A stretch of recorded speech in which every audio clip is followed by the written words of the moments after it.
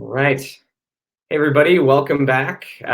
Thanks so much, everybody, for being here.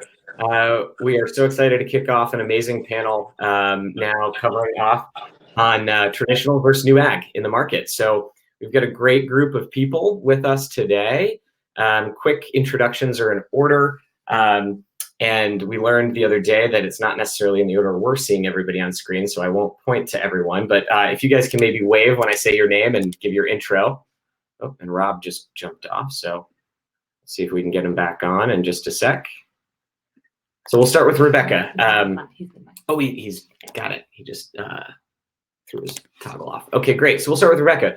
Rebekah is the Senior Manager of Impact Strategy at Impossible Foods, and she has an MS in International Ag Development from UC Davis and a BA in Global Studies from the University of Minnesota, and leading all sorts of interesting work and initiatives for Impossible Foods. We also have Alex Kopelyan with us, Program Director and Partner at IndieBio. IndieBio is a seed stage biotech accelerator that funds and builds breakthrough biotech companies with the aim of solving some of the world's most intractable problems. He has degrees from the Middlebury Institute of International Studies in Monterey and the University of Iowa.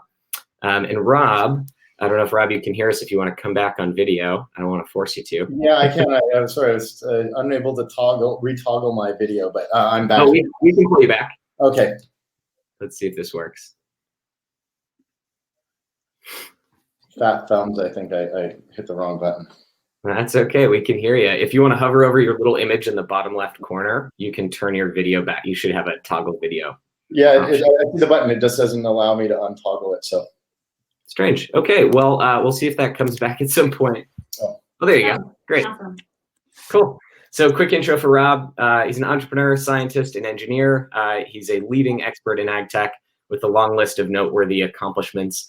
He has 5 degrees spanning philosophy, computer science, artificial intelligence, and virtual robotics, and computational biology, including a PhD from Yale. So we have an incredibly decorated, experienced panel. So with that, I'll turn it over to each of you, and maybe we'll start with Rob, go in reverse order. If you want to add a little color to your background, and maybe share about the organization you work for and how that group is contributing to the future of food and ag. Sure. So I finished my PhD in 2009 and was really looking at the intersection of food and agriculture and large industry, and joined an ag startup doing production agriculture projects in West Africa. And so as we were developing that, we were spending a lot of time looking at new types of technologies that we could bring to this industry. Is still very, very nascent. And then in 2013, we started AgFunder, and this is basically a kind of an investment platform, a venture capital platform to invest in food and ag. And so a lot of people know us from AgFunder News and the research reports that we do. We have about 70,000 members and subscribers, but we're also one of the most active, I guess the second most active ag and food tech VC in the market today. So. Great. So we'll go back in reverse order. So Alex, if you want to share a little bit about yourself and what you do and how you guys are contributing to the future of food. Sure. So my background is in clinical pharmacy. I got really interested more on the preventive and nutrition side, which obviously led into food in a very big way.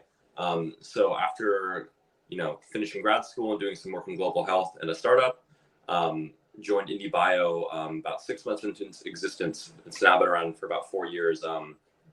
As mentioned, we're a biotech accelerator, so we're funding very, very early stage life science companies, typically PhDs and postdocs, looking to translate a discovery or idea from academia to a startup. We're most known, I think, for a future of food and ag. We started off funding some of the first companies in cellular agriculture, like Clara Foods making egg whites without the chicken, Memphis Meats growing chicken, pork, beef, and duck, Geltor, and a number of others. But besides that, cell-based meat space, we have done a number of investments in plant proteins, actually bacterial protein, things that are purely in the field, like pure AgTech, functional foods. And we're really looking at a portfolio approach to solve big problems in general, and in food that's coming from a bunch of different angles. So we've invested in about 30 or so companies in that space. Great. Thanks, Alex. And Rebekah. Yeah, hey. So I'll start with a little bit about my background and then explain our business model a bit. But I initially started my career actually in the defense industry. And from there, really got to focusing on food security. So specifically working in international agricultural development, particularly in the Middle East, which kind of translated, segued into more of a focus on agricultural science. So things like the agroecology of production systems, big focus on entomology and ecosystem services within a field. So I've spent a lot of time literally in the field, in the dirt, but came actually to Impossible Foods from that. I've been here for about 3 years and some change, a little bit before we launched. And our company business model is to make delicious plant-based meat. The reason is, and I think we had Ethan Brown giving a talk just before me. So similar mission, very different business, different product, but we want to reduce the need for animals in the food system in order to spare the environment, create a resilient future for food and for people. So. Awesome. That's great introduction. I think it also is a great way to segue into why we actually brought you all together, because it's diverse perspectives, but also it's kind of unified in the idea that you're all touching upon what's the future of food and agriculture. It's one of the reasons why we changed the name of our title of this panel. Rebekah and I, we had a little email exchange talking about what is cell ag, what is plant-based. And so we wanted to shift away from that focus for the panel and maybe use this platform right now to do some definitions. Question for you, what is cellular agriculture? What is clean meat? What is plant-based meat? If all of you could chime in and talk about any terms that might cause confusion in the marketplace. I'm happy to start on that. So in Impossible Foods case, we're very much plant-based meat. So there's a ton of R&D, a lot of science, a lot of lab work that goes into developing the actual product. How do we reverse engineer meat, specifically beef for us? Our flagship product is a ground beef made from plants, the Impossible Burger. How do you reverse engineer it to really get the flavor, the aromas, to understand what the catalysts of cooking are to replicate that beef experience, kind of a one-to-one substitution. But then the actual production side occurs in a traditional food manufacturing system. So we take plant-based fats, proteins, amino acids, and simple sugars, and we understand how those work together. But then the actual production side is a little bit closer to, we squish all these things, all these plant materials into paddle mixers, and then that's the product. Cellular agriculture, cellular meat is very different. That is more of the fermentation-based bioreactor meat. Hasn't been commercialized, and I can defer to the other experts on this panel on that, but it's, I think, a little bit longer pipeline, but it uses the it's basically producing the meat within fermentation, expressing the proteins, and then consolidating that into a product. I think there's two sides of cellular agriculture. There's ones that are companies like Memphis who are making actual meat products. Then there's ones who are more making certain proteins and very specific animal products. Perfect Day making whey protein, Clara Foods making egg whites, New Culture making casein. So these are all companies that are engineering bacteria or yeast or different expression platforms to make a specific protein. Then they're putting them in large bioreactors, like mentioned, similar to ones you'd see in a brewery. And then it's a product of those cells themselves. So the cell is not the product, but it's making something that we want at a really high purity and concentration. So we're taking an end product, and those are actually multiple of those companies are on the market. So Geltor is selling collagen protein. They're actually making real human collagen that's going into cosmetics. I believe so. Clara Foods is actually right now doing a partnership with Ingredion to commercialize and scale up certain egg white proteins. So in that case, the time to market is actually pretty different than for meat.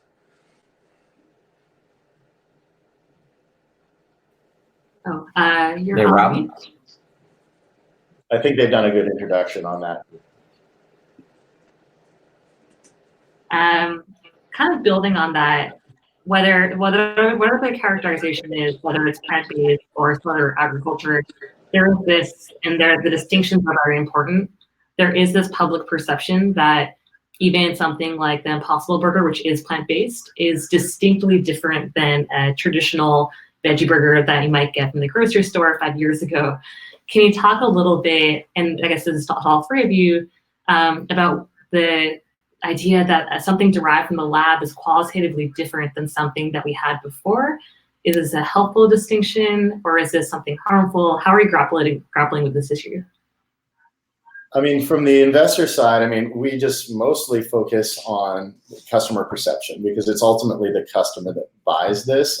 You know, if you look at the history of GMO, GMO focused on benefits to farmers, not really incorporating the consumer into that conversation. We've sort of seen how that played out, right? So from our standpoint, we just look at, let's figure out what the customer wants, what the customer is interested in, and then we're kind of working backwards from there. So I think the distinction with traditional veggie burgers and what Impossible and Beyond has done is they first and foremost came in and said, let's make everybody enjoy this product and not just go after a vegan market. So they had to go after sort of very functional, a very functional product that was going, and functional ingredients that was going to deliver that sensory experience of real meat.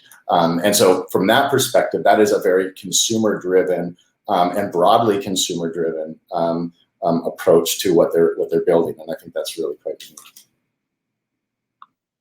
Yeah, I mean, just building off of that, I think the functionality and the equivalency of the product of Impossible Burger to beef kind of transcends that dichotomy, or that kind of what I consider to be a false paradigm of difference. One of the things that we encounter to some extent is the idea of a whole food versus a processed food, which is quite funny to me, knowing intimately, coming from a grass-fed cattle ranch, the process associated with making a burger from a cow is quite intensive, including the lifespan of that animal and then what happens after it. So to me, there's not really a substantial or qualitative difference between assembling plant proteins in the same way, really, that the cow does it. We're just able to do it much more environmentally efficiently by bypassing that step and by using kind of the magic ingredient heme, which is really the key molecule and the core component of our intellectual property. So, you know, I don't see a great deal of difference in that. Some consumer perceptions vary, but having a product that can act, you know, as versatile, as culinary applicable, it really kind of depends on where each individual is coming from. I would just like to add, I think, you know, the core KPI is around taste and flavor, around both Beyond and Impossible. And I do think there is a danger of not incorporating health as a key KPI in that sooner rather than later, because there is potentially a worry that, and this is something we discuss all the time, we don't have an answer, but are plant-based proteins going to be margarine 2.0, right? So I think in general, we look at margarine and butter, and the most people would say, okay, butter is probably healthier for you than margarine, but margarine is a plant-based product, right? So I think the next step is really make sure we focus on health as a key. I'd push back on that a bit. I mean, Impossible Foods certainly has adopted that as one of our core tenets. Our CEO and founder is a pediatrician and a biochemist, joint MD, PhD. And one of the earliest commitments that we made as a company was that we were never going to commercialize a product that wasn't as good for you or better than the incumbent animal product that we were looking to displace. And with the Impossible Burger, we have the same quality of protein, actually slightly higher quality protein is being used than is found in beef. A little bit lower saturated fat, about the same number of calories, no cholesterol, because we have the benefit of leaving out the unhealthy stuff that we don't have to add. We don't have to put cholesterol in our burger, so we don't. Same amount of bioavailable iron, a little bit over actually. So in our case, in our particular business context, that has very much been something that has been proactively set as a KPI. I would, so two quick comments. One, on the nutrition science side, this is something we talk a lot about here, and like we're pretty close to the Tufts School of Nutrition, which is the only graduate college doing this work. I think there's very little really high quality nutritional research out there. So people are doing the best they can, but I think we're gonna likely be learning a lot more in the coming decades, because it's something that we've just done a really poor job of in the previous decades. It's a lot. You can find almost any study to, you know, counterbalance one study you find. But aside from that, I think the one big thing to go back to the first question you asked around the perception of lab grown is we're seeing a lot of our companies are really, really striking a chord with kind of a different generation of consumer, more on the younger side, that are kind of controlling a lot more of the buying power and spending. And for them, I think there's different priorities in terms of why they're buying. I think sustainability is a huge thing that a lot of our companies are tapping into alongside health. So Impossible, Beyond, and a bunch of other companies are doing a great job of actually creating a brand and a story that keeps the science there for people who want to see it, but it's not the core tenet. So it's, I think, being transparent, but at the same time, really, all these companies have done a great job of creating a story that people want, and it's really attached to a movement within society, which is a huge thing. So it's not just technological advance, it's a societal shift that comes with it. Great. That's actually a great segue, I think, to our next question, which is centered around what's kind of driving the momentum and interest in this space. So it feels like, you know, plant-based products and cellular-based products and all sorts of interesting new ways of approaching old food products are becoming more, whole market is becoming more crowded by the day. So I think the ultimate question is what's driving that? Is it driven by scientists doing great research and seeking to apply, you know, new methods and disciplines for a new purpose? By this consumer side, people asking for either newer exciting foods, or just general public demand for environmentally friendly products and thinking about sustainability? Or is it investors seeking a return? So I'd love to know from each of your perspectives, you know, where do you feel like the momentum is either pushing or pulling, and what's driving it? I can jump in on that. I think, and certainly our business model, we focus on taste, availability, price. I mean, you really cannot compete based on sustainability. We lead with delicious. We look at consumer insight polling quite a lot. And what we found, unfortunately, is that sustainability isn't the driving cause of any of this momentum. If anything, it's a nice to have. But what our product does is close that consumer intention gap. So for those who do actually care about sustainability, it's very difficult to action that in your day-to-day if you don't want to compromise based on what you're eating and what the taste profile that you're looking for is. Kind of a perfect example is I'm our target market. I eat meat. I stay away from beef.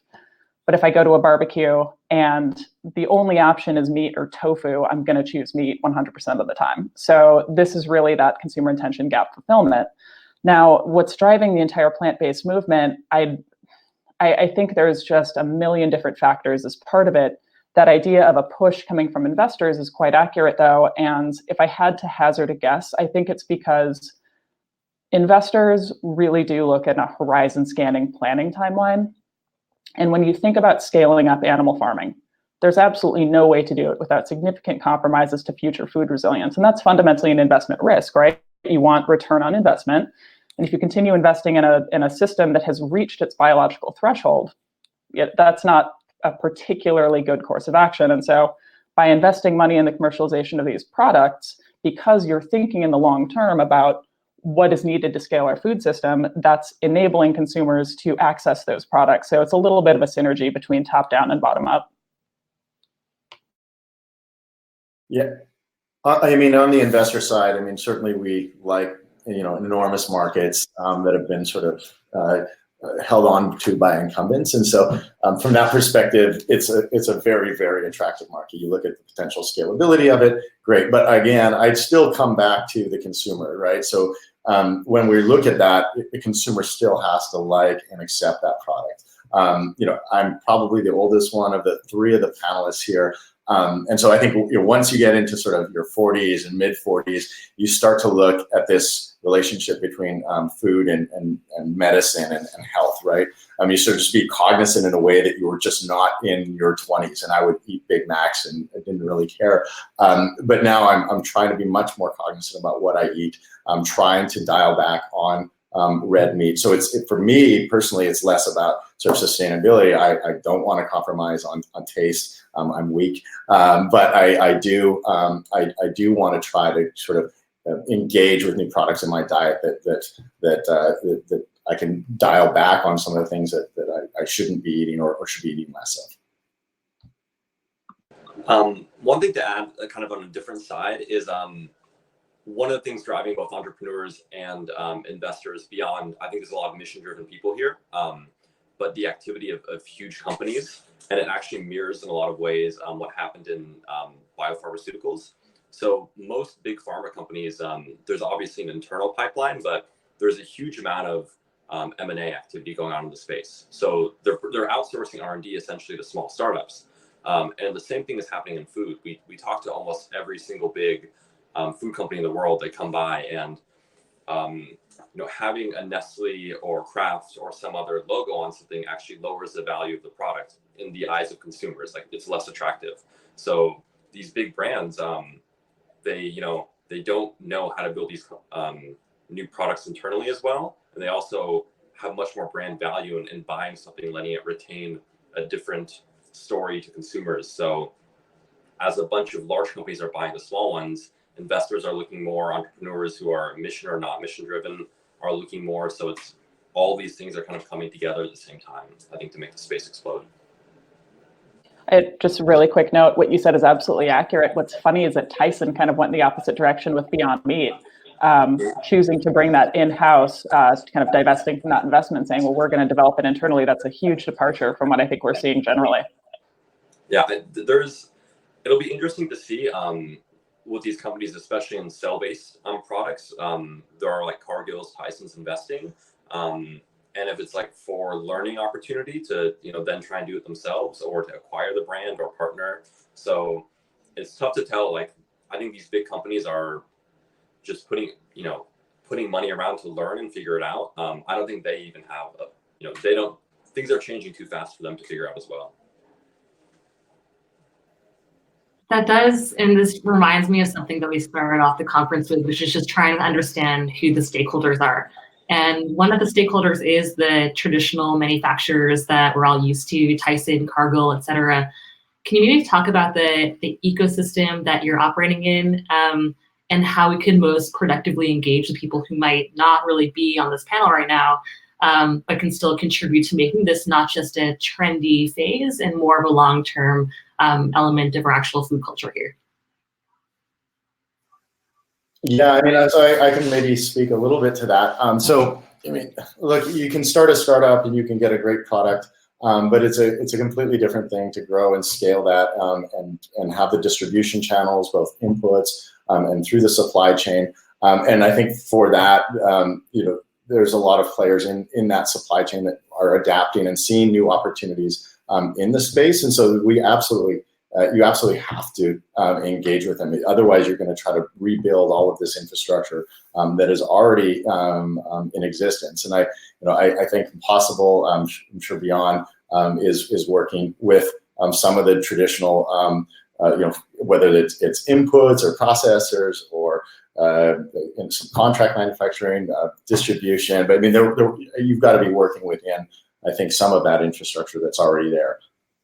I mean, there's shared infrastructure across the entire food value chain. Certainly, Impossible's intent, and I think what we're accomplishing, is the idea that you can disrupt the system from within the system. We can use, soy as our feedstock or one of our primary ingredients, because that has perfect protein quality. It's highly abundant.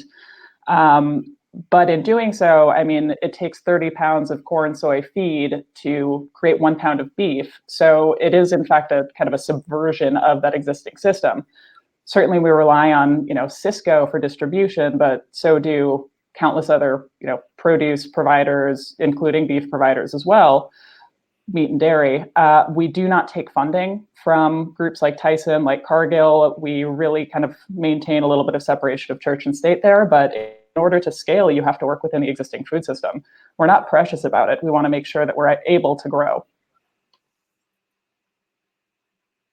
But that also, I would say that also gives some of that infrastructure at least an opportunity to adapt to also new players. I mean, they're really built for the largest food companies in the world, and so they have an opportunity now to adapt down to newer entrants.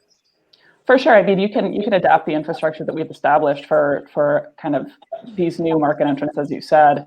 The biggest part of the value chain that I think we've been able to influence and really leverage is our customers who are restaurants. in Burger King, we're rolling out nationally by the end of this year. And so that's the biggest thing where you can really see, well, this is the traditional market. These folks sell huge amounts of beef every single day.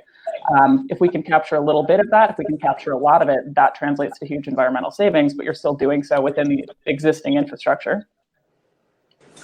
One slight thing to add is I think the success of Impossible and Beyond Meat's IPO are, I think, going to actually have a really big ripple effect. We've funded a number of companies that have like platform technologies, and one of the things that a lot of investors in later stage have always given the feedback of their big uncertainty is, can any of these companies ever like really disrupt, and topple an incumbent? Like, can Nestle or Danone or one of these companies ever really have a competitor come from a startup, or will it always be acquired? So I think just how well Impossible and Beyond Meat have executed and grown will actually really open up the possibility space for other startups to actually become standalone companies in the long term, rather than just 5 to 10 years before they get acquired. Yeah, proof of concept is kind of half the battle here. And I think between those two companies, we've very much proven it to the point where Nestle has launched their incredible burger in Europe. So, Yeah, I mean, I'd also add, I think it would have been really, really difficult to start a company like this 15 years ago, even if the technology was there, because you need that more direct communication channel to the end customer. Because the rest of the food system, others are not going to adapt. They're going to respond to the pull of the consumer. So that Impossible's ability to get in front of the consumer and create consumer interest and pull that market pull through is what basically gets them into the market and gets them into ultimately somebody like Burger King. So great. Go ahead. Oh, I guess there's maybe before we shift to some of the questions that were asked, and again, I encourage anybody who asked a question before but you didn't have time to get to it, feel free to post it in the Ask a Question function at the bottom of your screen, and then we can address it here, hopefully.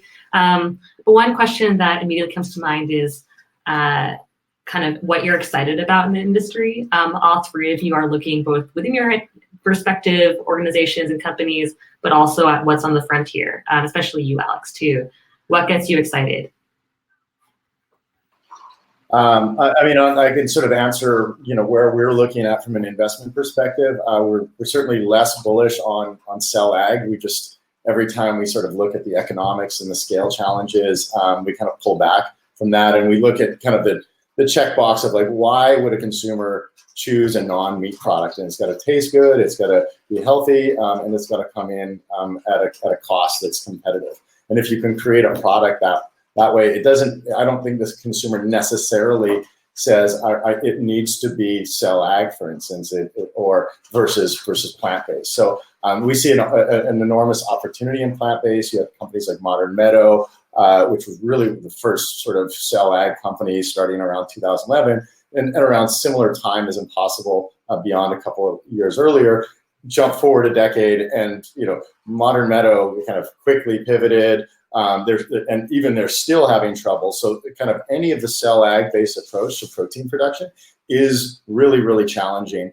And so I think we are of the thesis that we need to think about creative ways to leverage the bioreactor capabilities of plants. And so that can include, introductions of recombinant proteins in plants. Again, just utilizing plants in a better way, finding those functional proteins, whether it's using AI. So there's a lot that we can do in the plant space. And so we're more focused on that than, say cell ag. We've met with almost every company. We'd love to find the company that says, yes, we solved this, but we haven't run into that yet. So there's a couple things we see. Being at the earliest stage, I think we have a huge pipeline, a number of companies we talk to. Two areas that I'm personally really excited about. One, really at the intersection of climate change with food systems, is talking to a lot of entrepreneurs and nonprofits and people in the space who are thinking around both for food production and carbon sequestration, food production in oceans. So how, what is the frontier of that going to look like? I think it's something that's going to happen in the very near future. People who are looking at, doing GMO rice off the shoreline, or things that are more native to oceans that are non-GMO. The other very different space that we play around in, and it's still pretty nascent and not a lot of great science there, but it's growing, is really, functional food, I guess, is a term that people use, but really understanding, what is within each food that has a really meaningful impact on the body, and like understanding the actual mechanism of action in the same way you'd understand that for any therapeutic drug that you take. So as we get more and more to that, I think reductionism isn't going to be the answer, where we're taking one tiny bit of any food product, but it helps us understand what we're making much more. And then we can also expand the portfolio of the foods we use. So in like new plant-based foods, it's not just going to be like soy and a small number of crops that are dominating things, but we can bring in a broader scope of ingredients. It's really hard to pick just one area. I'm going to talk about two, and I love that idea of agro diversification as a function of this. When you alleviate land scarcity, hopefully you're going to see a greater diversity of crops being used in these products. Coming from kind of that conservation background, that being my job at Impossible, the development, whether it's in Impossible Foods or elsewhere, of more products that are value drivers of cattle. So that includes milk, that includes things like whole cuts of steak. In order to really reduce demand on this system, we need more than ground beef. There's a number of things that cattle are really made of that we eat from them. It's the number one driver of deforestation. The carbon sequestration opportunity cost of producing cows is just crazy. Livestock in general, it's hundreds of gigatons of carbon, like 15 years of equivalent fossil fuel burning that we don't have to have. It's a really elegant mitigation tool. But figuring out how to kind of fill in the rest of that cattle value chain, that's what I'm really excited about. And I think there's a number of different organizations that are doing it, including those who are expressing things like casein. The other side that I think is really important, and that hopefully we're going to get a lot more momentum on, is moving away from just terrestrial focus. And there are groups like Clara Foods doing this, but our marine ecosystem, we're mining it just to an absolutely insane degree, but you can't see the effects of it as much as you can on land. We can't point to it and go, oh, look, deforestation in Brazil. It's a little bit more hidden from consumers. And so if it's someone else comes up with a great alternative to tuna fish, just something where we can start reducing reliance. The hard thing now is that, a cow is a cow is a cow, a chicken is a chicken. In the ocean, there are it's a huge diversity of animals that are captured, marine captured for human consumption. So how do you really make a dent in the total amount of harvesting that's happening? That's a really big challenge that the industry is going to have to figure out. Just to jump in there, because I think the ocean space is one I've been exploring, and think we funded some companies, and I think there just needs to be so much more done there in terms of places for entrepreneurs to go. We have a company doing CO2 to fish feed, a company doing bluefin tuna through CellAg, but there's so much actually that we don't know of what's happening in the ocean, especially at lower limits. And as we start fishing and changing landscapes through biomining in the water, I think it's going to have a huge ripple effect. So a lot more people focusing on that, it would have a really, really big impact both on food systems and climate change and biodiversity. So a huge space. I agree completely.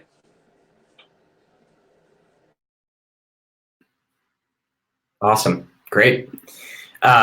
Super interesting. So with that, I think we'll shift over to questions from a few folks in the audience who've thrown them up. So thanks to everybody who's done that. Let's see. Yeah, we'll start with, there's quite a few questions kind of clarifying, I think, a lot of the plant-based meat technology. So we'll start with the one that's at the top from Jake. That is, can plant-based meat technology be expanded beyond ground meats, patties and sausages, to non-ground meat types, chicken breast, steak, et cetera? And Rebekah, I think you kind of started talking about this through the the whole value chain of cattle. And I know there's some products out there, but if you want to talk a little bit to where that is in its development. Yeah, 100%. So what we have, and I think what other companies probably also are founding their business on, is a technology platform. We don't necessarily make one product, although that's what we've commercialized now. The technology platform around figuring out how meat behaves and acts and cooks and tastes and smells, the way that it does, there's a tremendous kind of parallel processes in developing different products. And so we have an abundance of prototypes in the lab. The bottleneck is commercialization. Foundationally, the key enabler to that is heme. Heme is that molecule. It's found in every living organism. It's abundant in your bloodstream in the form of myoglobin. We found a way to get that from plants. Soy leg hemoglobin is what we use. We express it in fermentation. But that is the key to how meat cooks and acts the way that it does, especially beef, because it's highly, highly abundant. And so you really do, I think, need to use heme to create a functional equivalent for beef, or rather for any animal product. It just happens to be at different levels of inclusion. So chicken has a little less heme than does beef, so does pork, but you still need that functional equivalence, which this molecule really drives.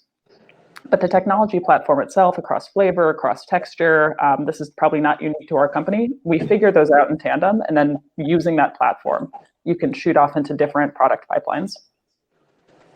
One small thing to add is around like the texture and scaffolding. So how do you make a steak or like a chicken breast or something that has the fibers? And it's something our plant-based food companies aren't tackling too much right now.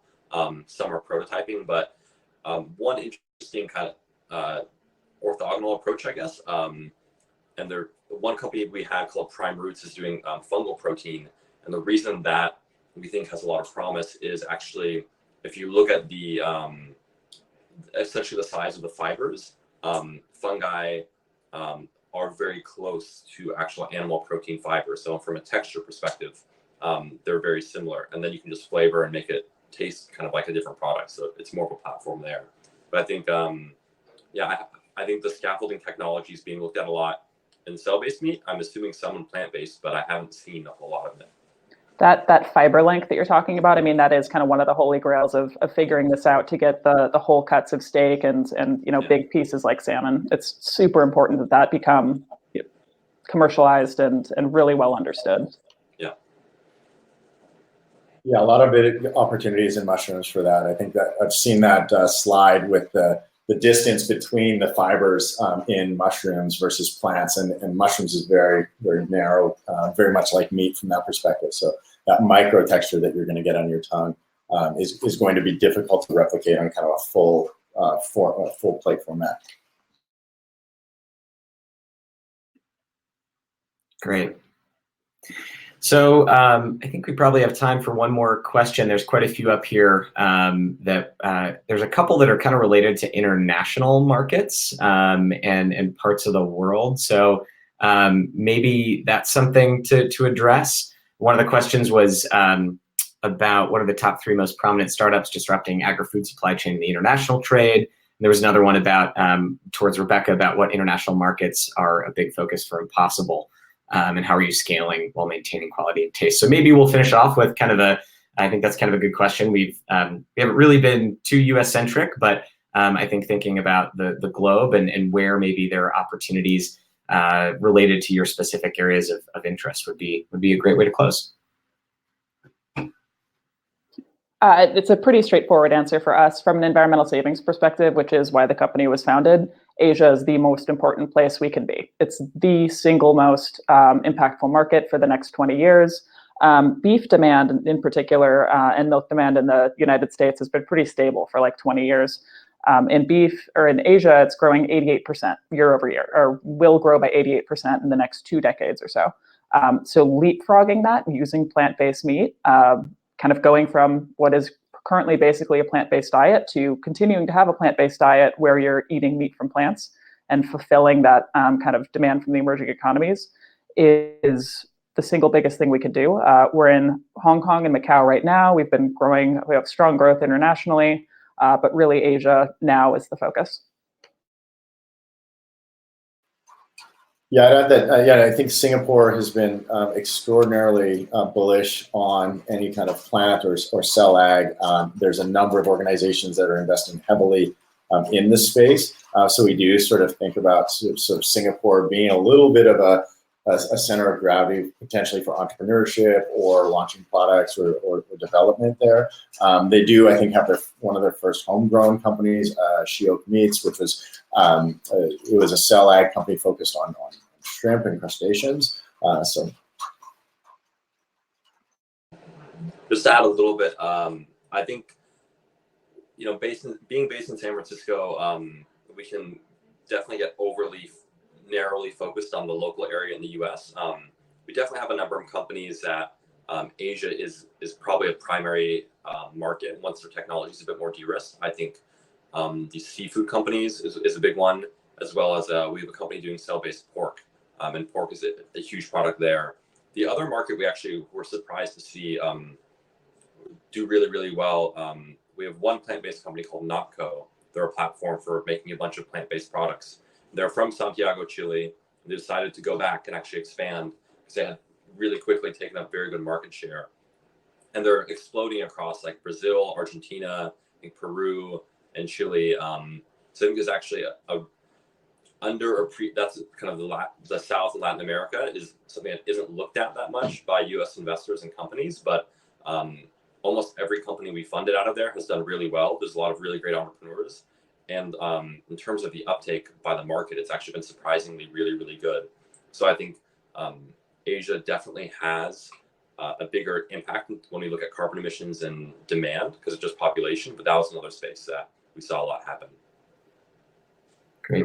Alex, somebody asked what the name of that platform was, if you can spell it real quick. Oh, the company is called The Knot Company. The Knot Company. Awesome. N-O-T. N-O-T. Well, great. Well, you're all really busy people and have been so wonderful and generous with your time to be with us today and sharing with us some amazing insights and interesting thoughts from all of your perspectives. So thank you so much. We'll close it there. Yeah. If there's anything else. No, this is awesome. Thank you so much. Yeah. Thank you, guys. Thanks, guys. Bye. Really appreciate it. Thanks, everybody. Have a great day. For everyone on, we'll be back on in another 15 minutes with Charles Barron from Farmers Business Network.